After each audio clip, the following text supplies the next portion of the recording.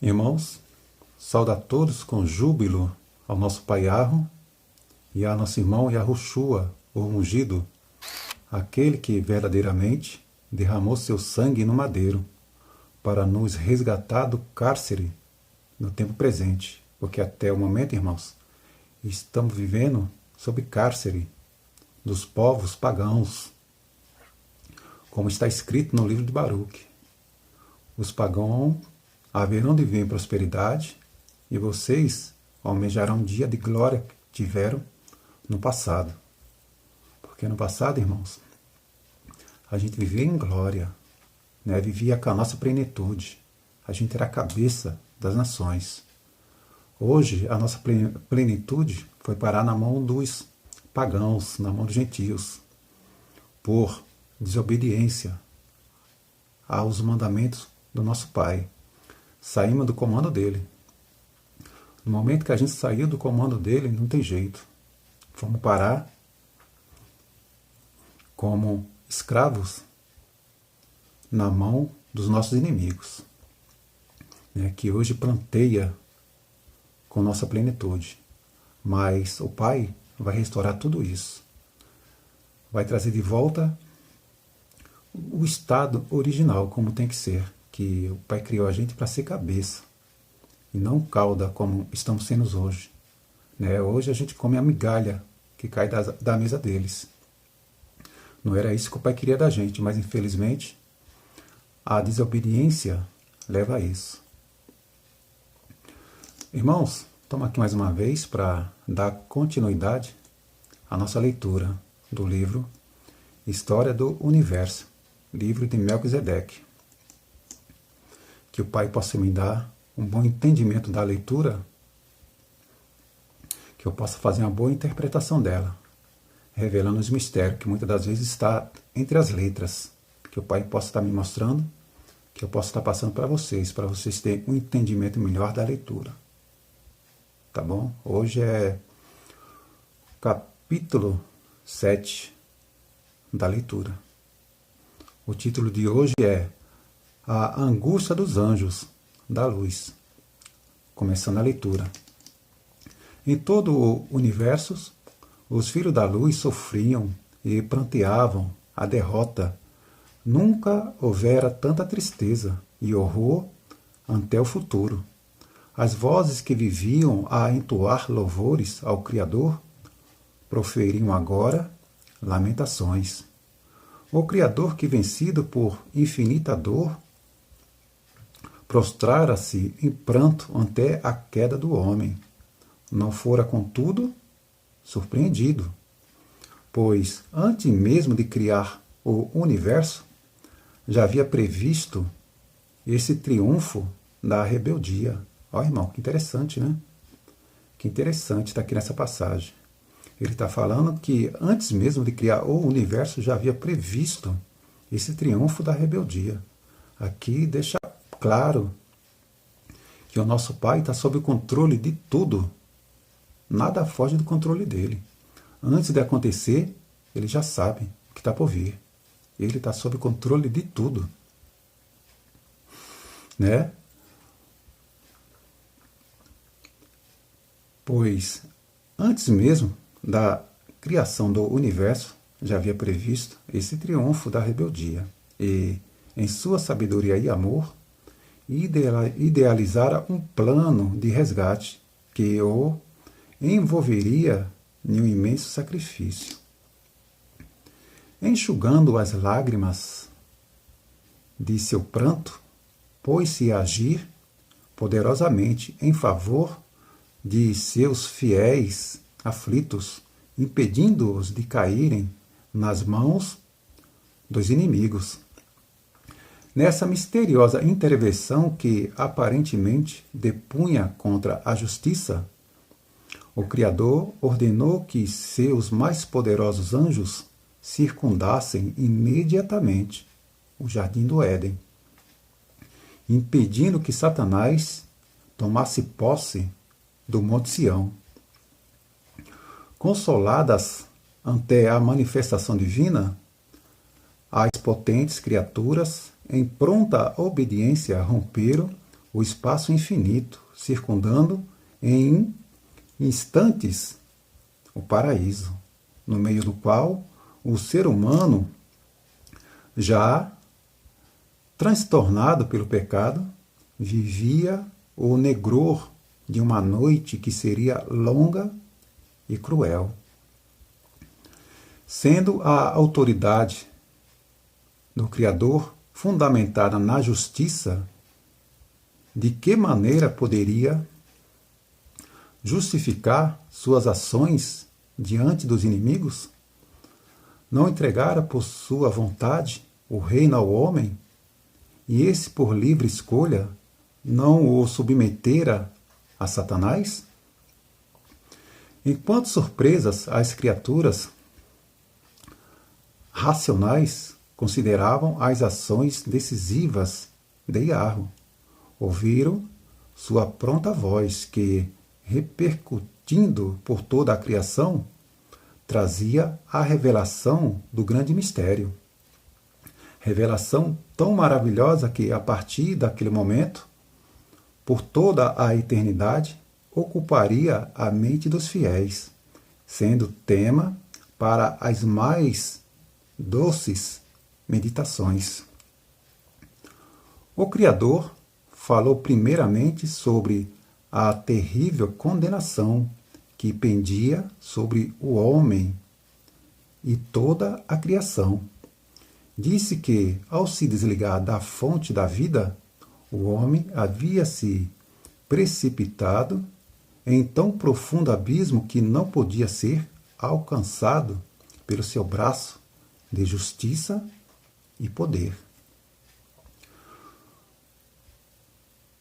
Humilhado e torturado pelas garras do inimigo, não restava ao homem outra sorte além da morte. Fruto doloroso de sua espontânea rebeldia. Considerando a situação humana, as hostes da luz não viam possibilidade de triunfo. Sabiam que só o homem podia retomar o domínio do inimigo, devolvendo-o ao Criador. Mas o ser humano, eternamente escravizado em sua natureza, seria incapaz de tal vitória. Olha, irmã, que interessante, né? Olha o que fala aqui. É que o ser humano escravizado em sua natureza seria incapaz de tal vitória. Você vê que a gente já nasceu escravizado mentalmente, né? Já nascemos com a natureza do pecado, escravizado na mente. Vocês são pecadores. Vocês nasceram do pecado. Continuando. Com voz melodiosa e cheia de ternura, Iarro revelou o plano de redenção, dizendo: na verdade, o homem colherá o fruto de sua rebelião, de uma terrível morte. Não posso, com o meu poder, mudar-lhe a sorte. Se assim agisse, serei justo diante do meu decreto. Mas farei cair toda a condenação sobre um Redentor, que surgirá na descendência humana. Esse homem não trará em suas mãos as algemas da morte, sendo inocente e incontaminado em sua natureza. Como representante da raça humana, enfrentará Satanás e o vencerá. Após triunfar nessa batalha, provando que o amor é mais forte que o egoísmo, que a verdade é mais forte que a mentira, que a humildade é mais poderosa que o orgulho, o fiel Redentor erguerá as mãos vitoriosas não para saudar a grande conquista, mas para tomar das mãos da humanidade escravizada a taça de sua condenação. Só verá assim, submisso, o cálice da eterna morte. Esse imenso sacrifício abrirá aos seres humanos uma oportunidade de serem redimidos, voltando aos braços do Criador, juntamente com o domínio perdido. As hostes surpresas ante a revelação do Criador indagaram a identidade desse Redentor.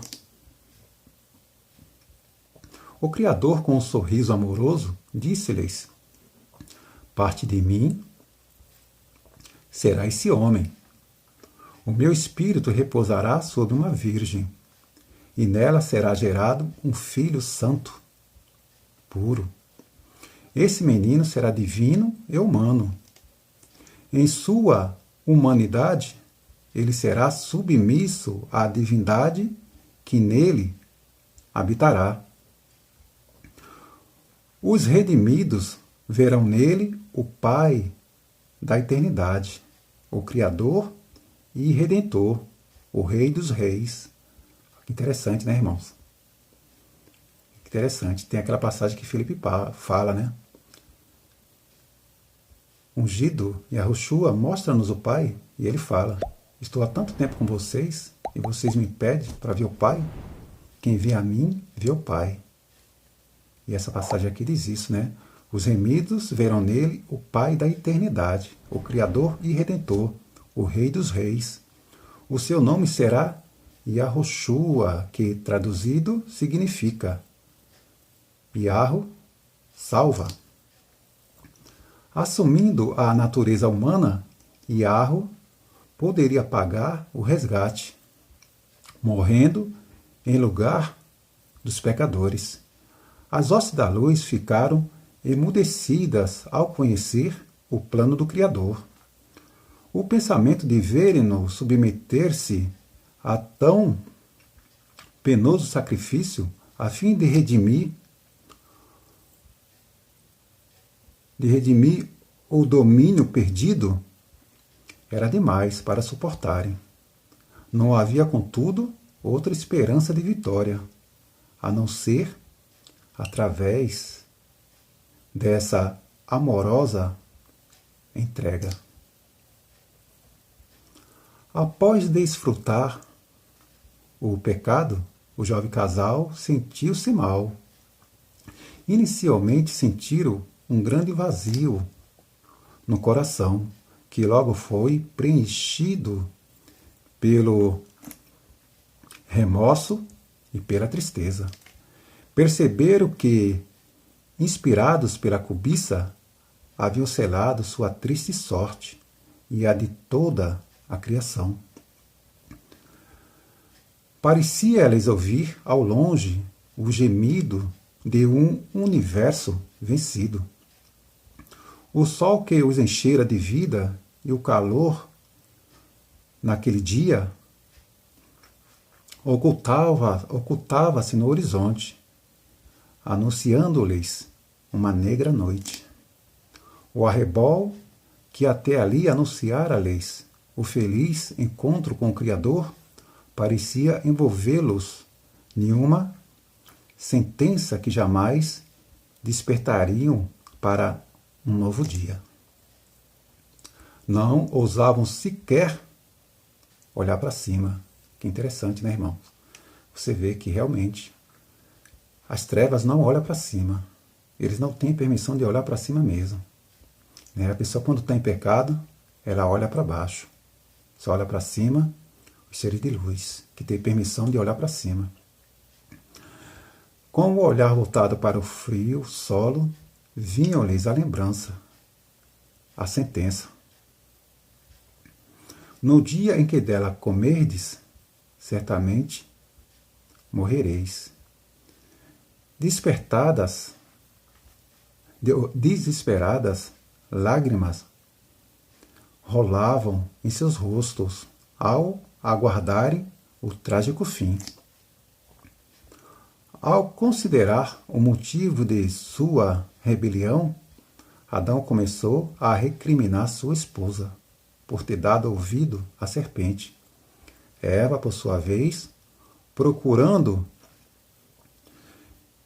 desculpar-se, lançou a culpa sobre o Criador, dizendo: por que o Criador permitiu que a serpente me enganasse?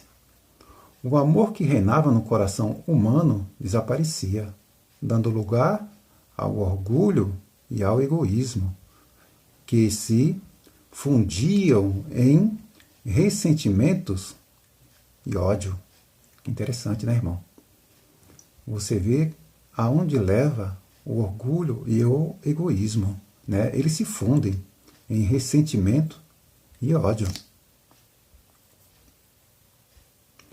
Sua natureza já não era pura e santa, mas corrompida e cheia de rebeldia. Tudo estava mudado. Mesmo a brisa mansa que até ali os havia banhado em carícias refrescantes, entregelava agora o culposo par. As árvores e os canteiros floridos, que eram seu deleite, consistiam agora em empecilhos ao caminharem sem rumo naquela noite. O propósito de Satanás em encher o sábado de trevas parecia haver se cumprido. Que interessante, né, irmão? Mais uma vez aqui, ó, falando do sábado. Você vê que as trevas, os seres das trevas, eles odeiam o sábado. Eles odeiam o sábado, porque aqui foi o dia da derrota deles. Como a gente viu em leituras anteriores, que ele ia fazer de tudo para acabar com esse dia, para acabar com o sábado. Continuando na leitura.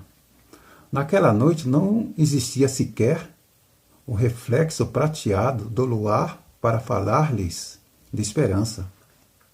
As estrelas cintilantes, suspensas no escuro céu, estavam ofuscadas pela dor. Baixavam sobre o mundo as trevas de uma longa noite de pecado, sombras sobre as quais tanto se arrastariam sem esperança de um alvorecer. A noite já ia alta e as trevas pareciam envolver o triste casal em eternas sombras. Nem sequer cogitavam em suas poucas palavras, sufocadas pela agonia de um alvorecer. Cabisbaixos, tateavam daqui para ali, na expectativa do juízo iminente, que os reduziria ao frio pó, esquecido sob aquelas trevas sem fim. Quando surgiu repentinamente um brilho no céu, que ia aumentando à medida que se aproximava da terra, o casal estremeceu, pois sabia que era o Criador que vinha dar-lhes o castigo. Vencidos pelo pânico, puseram-se a correr, distanciando-se do Monte Sião, o lugar da vergonhosa queda. Justamente para ali viram o Criador dirigir-se. Eles que sempre corriam ao encontro do amoroso Pai, atraídos por sua luz, fugiam agora, desesperados, em busca de lugares escuros de densas florestas. Olha, irmão, que interessante, né? Você vê que aqui deixa claro que as trevas que fogem da luz, tá? As pessoas, quando estão em pecado, não é o pai que vira as costas para ele, mas sim o pecador que vira as costas para o pai. Ele que foge do nosso pai.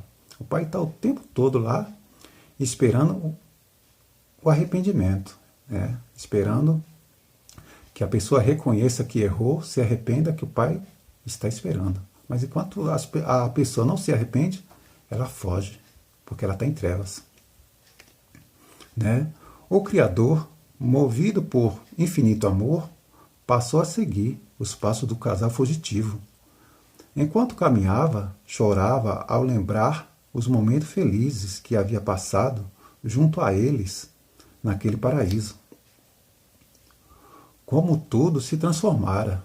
Seus filhos não conseguiam mais ver nele um pai de amor, mas alguém que, irado, buscava castigá-los. Movido por forte anseio de abraçar seus filhos humanos, Iarro fez ecoar a voz em uma indagação. Adão, aonde vocês se encontram? Sua voz, ao soar em meio às trevas, trazia consigo somente um eco vazio, que falava da ingratidão e rebeldia. Como desejava envolver o casal em um ardoroso abraço e com palavras de carinho confessar-lhes que seu amor era o mesmo? Ao ver seus filhos fugindo de sua presença, o Criador foi tomado de grande dor. Até seu olhar, marcado de lágrimas, estendia-se o futuro da raça humana. Quantos, enganados por Satanás, fugiriam de sua presença no decorrer de longa noite de pecado, julgando-no um Criador tirano que vive buscando falhas e fraquezas nos pecadores, a fim de castigá-los. Você vê, irmão, que tem muita gente que pensa dessa forma, que o pai é tirano, que fica procurando pecado no homem para castigar, mas não é não. Satanás colocou essas coisas na cabeça dos homens para que pensasse assim, que o nosso pai é tirano, que ele vai te castigar, mas não. Nosso pai, ele quer abraçar o pecador. Ele quer que o pecador se arrependa, né? Se arrependa e volte para ele. É isso que ele quer. O Criador, todavia, não desistiria de procurá-los pelos vales sombrios do reino da morte, até conquistar um povo arrependido. Adão e Eva, exaustos pela presussora fuga, esconderam-se por entre as folhagens de um pé de figueira. Reconhecendo sua nudez, procuraram fazer aventais, cozendo aquelas folhas. Vestidos assim, julgavam poder livrar-se do sentimento de vergonha ante o Criador. O Criador, aproximando-se do local aonde o casal se escondia, perguntou: Adão, aonde estão vocês? Não podendo mais se ocultar do Criador, Adão ergueu-se juntamente com sua companheira e, cabisbaixos, apresentaram-se ao Criador, prostrando-se trêmulos a seus pés. Não conseguiram encará-lo, mas, devido ao senso de culpa, o Criador carinhosamente tomou-os pelas mãos, erguendo-os do chão e, com expressão de tristeza no semblante, perguntou-lhes: Por que vocês fugiram de mim? Acaso comeram do fruto da árvore da ciência, do bem e do mal? Adão, todo trêmulo, com voz entrecortada de temor, respondeu: A mulher que me deste por companheira, ela deu-me o fruto, e eu comi. Com essa resposta, Adão procurava desculpar-se, lançando a culpa sobre sua companheira. Voltando-se para Eva, o Criador indagou-lhe: Por que você fez isso?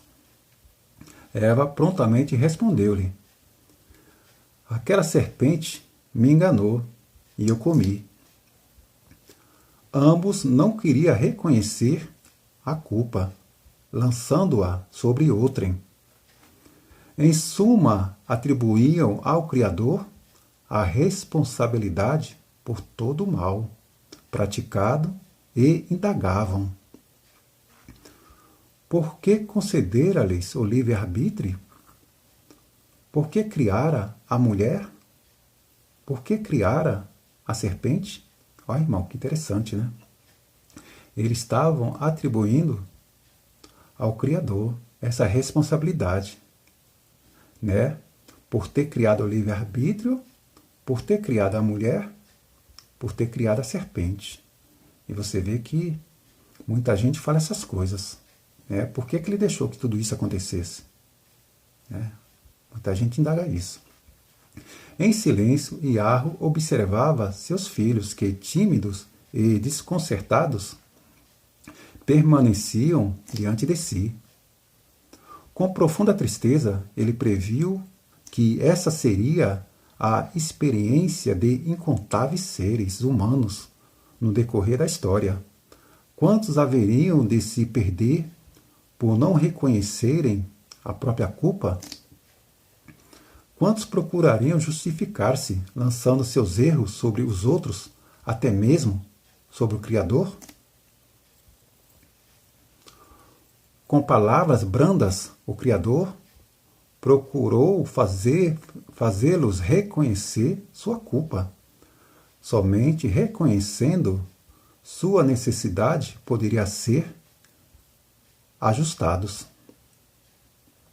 Olhando para as frágeis vestes tecidas por mãos pecadoras, disse ao casal: filhos, essas vestes são insuficientes.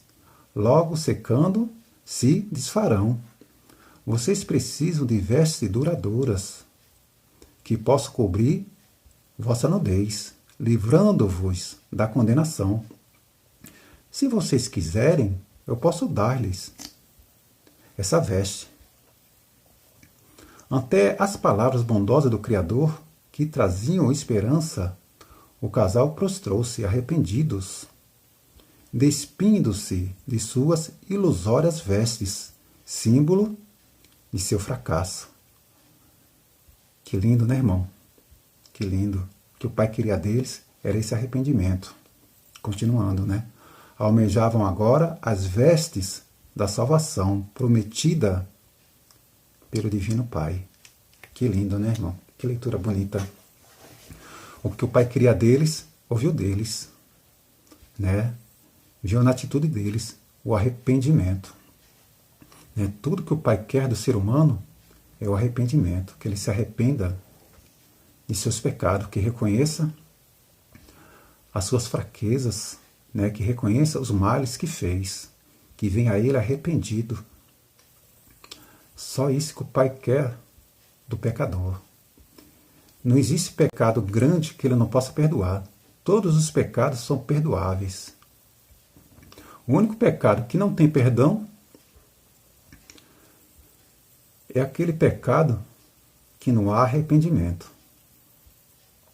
Porque no momento que o homem se arrepende do que ele falou, do que ele disse, do que ele fez, o Pai vai estar de braços abertos para recolher esse filho que, arrependido, voltou para ele.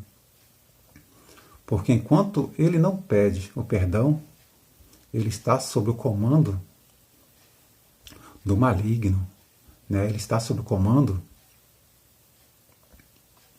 do pecado, sob o comando das trevas, né? Sob o comando das trevas, sob o comando do orgulho, porque o orgulho faz com que a pessoa não se arrependa, faz com que a pessoa se fortaleça, né? Faz com que a pessoa coloque na mente: se eu pedir perdão, eu vou estar mostrando fraqueza, não posso fazer isso. E muita gente pensa dessa forma. Enquanto ela pensa assim, eles não podem ser restaurados, porque o arrependimento, ele foi criado para corrigir e preencher nossa deficiência. Para isso que o arrependimento foi criado, com esse propósito. Tá, irmãos? Então fica aqui por hoje. Fiquem todos com a felicidade do nosso Pai Iarro, do nosso irmão Yahushua, o ungido.